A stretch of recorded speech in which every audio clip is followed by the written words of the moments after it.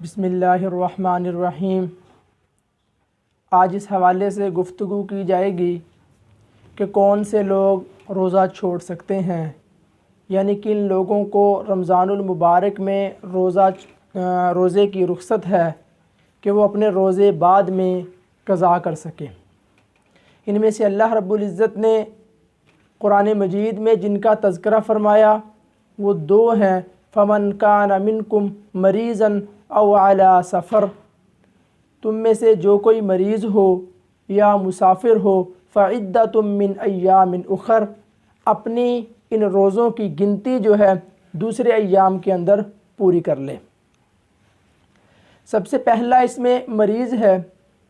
मरीज़ से मुराद वो मरीज़ जिसको अपने मर्ज़ के बढ़ने का खौफ हो कि आया मैं रोज़ा रखूँगा, रोज़ा रखने की वजह से मेरा ये मर्ज़ बढ़ जाएगा, या दूसरी सूरत ये है कि उसको ये गुमान हो कि मैंने 2 दिन तक ठीक होना है, लेकिन अगर मैंने रोज़ा रखना शुरू कर दिया मेरा मर्ज़ जो है ज़्यादा दिन ले लेगा, ज़्यादा दिन के बाद जो मैं ठीक होऊंगा।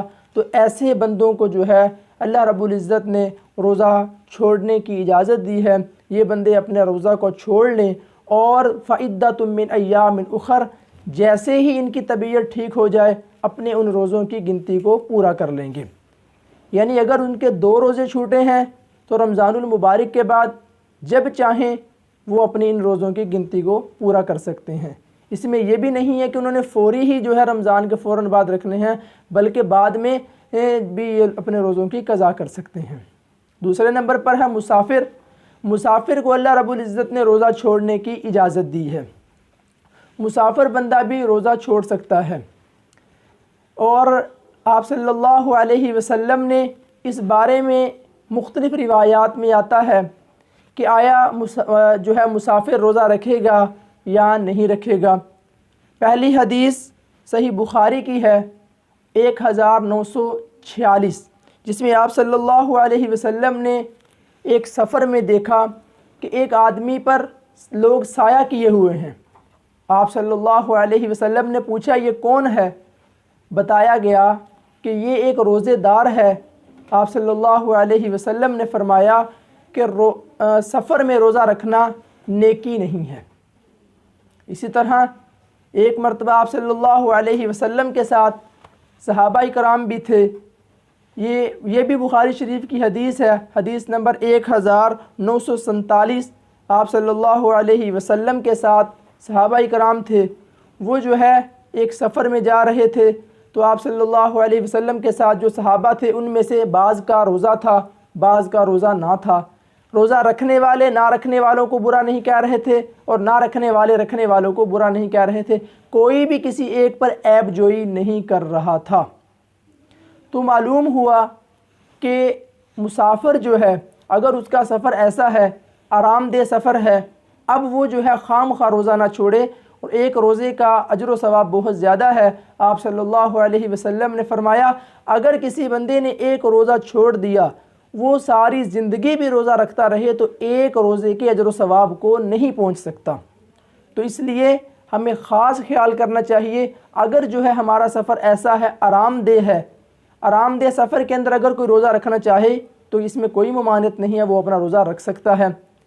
क्योंकि एक सहाबी ने आके आप सल्लल्लाहु अलैहि वसल्लम से अर्ज़ किया, ए अल्लाह के नबी मैं सफ़र में रोज़ा रखूं?